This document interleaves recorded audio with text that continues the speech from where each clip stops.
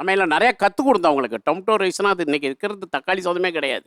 அதில் எவ்வளோ ஒரு இஞ்சி பூண்டு காரம் பேஸ்ட்டு கொடுக்குறன்னு நிறைய பேர் தெரியாமே இருக்காங்க. நான் பண்ணேன். ஆனால் இன்றைக்கி எனக்கு நேரங்காலங்கள் கிடையாது. அவங்க சமைக்கிறாங்க. நான் பெரும்பாலுமே இன்றைக்கி சாப்பிட்டுட்டு இருக்குது ஹோட்டல் சாப்பாடு. வீட்டு சாப்பாடு என் வாழ்க்கையில் இல்லாமல் போச்சு.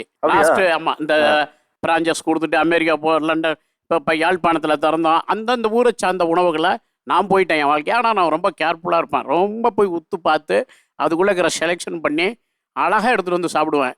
என்ன சொல்லுவாங்க சாப்பிடுன்னா, நான் சாப்பிட்றதுக்காக நான் வேலை செய்ய ஹோட்டலில் சப்ளையராக இருக்கிற காலத்துலேயே நான் சாப்பிட்றதுக்காக எல்லாம் வெயிட் பண்ணுவாங்க. நான் என்ன சாப்பிட்றேங்கிறத பார்க்குறது. அது எப்படி பார்ப்பேன்னா, ஹெல்த்தியாக இருக்கணும், அறிவாக இருக்கணும், பாடி சுறுசுறுப்பாக இருக்கணும், கொழுப்பு சேரக்கூடாது உடம்புல. ஆனால் உடம்பு ஹெல்த்தியாக இருக்கணுங்கிறத பார்ப்பேன். இவ்வளோ கஷ்டப்பட்டோமா, அப்போ இந்த எனர்ஜி வேணும் இப்போ நமக்கு. அப்படி உணவு எடுப்பேன். சார் கிச்சன் வந்து இப்போ முன்னாடி பெண்கள் கண்ட்ரோலில் இருந்தது முன்னொரு காலகட்டத்தில். இப்போ அது ஆண்கள் கிட்டேயும் வந்துருச்சு. இந்த உணவு சார்ந்து ஒரு கலாச்சாரம் வந்து இப்போ சேஞ்ச் ஆயிருக்குல்ல, கிச்சன் கை மாறி இருக்குல்ல, இதை எப்படி பார்க்குறீங்க? கிச்சன் மட்டும் ஆண்கள் கைக்கு போச்சு அப்படிங்கிறது மட்டும் இல்லை, பெண்கள் எல்லா துறையிலும் வரணும்னு அன்னைக்கு தந்தை பெரியார் நினைச்ச கனவு நினைவாகி அவங்களும் இன்னைக்கு டியூட்டி பார்க்குறாங்க, எல்லா வேலையிலும் இருக்கிறாங்க.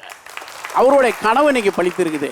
நீ கிராப் வெட்டிக்கோ, நீ புடவை கட்டிட்டு ஜாக்கெட் போட்டதும் ஒரு வேலையும் நடக்காது. அது தடி கொடுக்கறதுலையே நிறைய இடத்துல நீ இழந்துருவ.